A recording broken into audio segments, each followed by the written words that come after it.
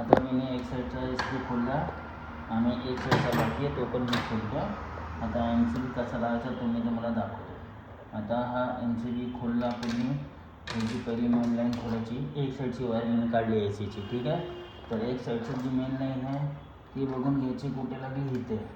टेस्टरने बोला चेक करायचा पॉवर आहे की नाही. नसल्यावर मग ते वापस खोलून हे पूर्ण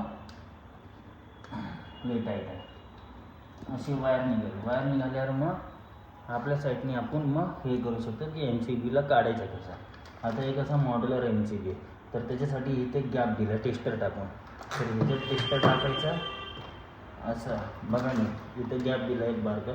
त्याच्यात टेस्टर टाकून ह्याला खेचायचा असा साईडला आणि हा निघतो असा. हा बघा असा निघाला. तर त्या हिशोबाने आता लावताना टेस्टर या कशाची गरज नाही, नुसतं प्रेस करायचं. सेंटरमध्ये घ्यायचा आणि ह्याला याचं दाबायचं आणि प्रेस करायचा. कट करणं आवाज येतो, ठीक आहे. हा लागलेला नाही, बघितला आवाज. बरं ह्या हिशोबाने हा MCB असा लागला जातो. ओके चला आता त्याचं कनेक्शन करूया. वरच्या साईडला कधी पण जी आउटलाईन आहे मीन्स ACची लाईन आहे तर ती वरच्या साईडला लागेल तिथे आणि खालच्या साईडला तुमची मेन लाईन लागेल, ठीक आहे. आता ती वायर लावून आपण घेऊया.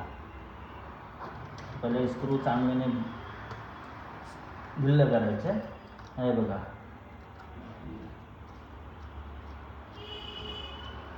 आता बघितलं बरोबर झाला आहे. तर यांना आणखीन जरा ढिल्लं करून वायरीला चांगलं फिरून मग त्याच्यात तो कनेक्शन करून टाकायचा. असा कनेक्शन नाही व्हायला पाहिजे. प्रोफेशनल टाईपमध्ये करताना वायर बघायचं, नाहीतर क्लिप लावल्यावर क्लिप लावा, नाहीतर मग त्याचा टोन जरा बारका कापून टाकायचा. असं बारका टोन झाला नीट बघायचं लूज कॉन्टॅक्ट आहे का नाही, मग ते लावून टाकायचं आणि एका बोटाने पकडून मग तिला टाईट करायचं.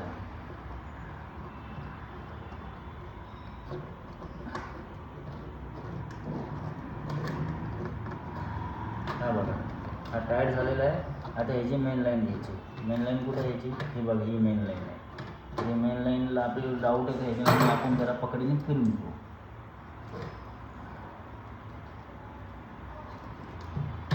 हे बघा ठीक आहे.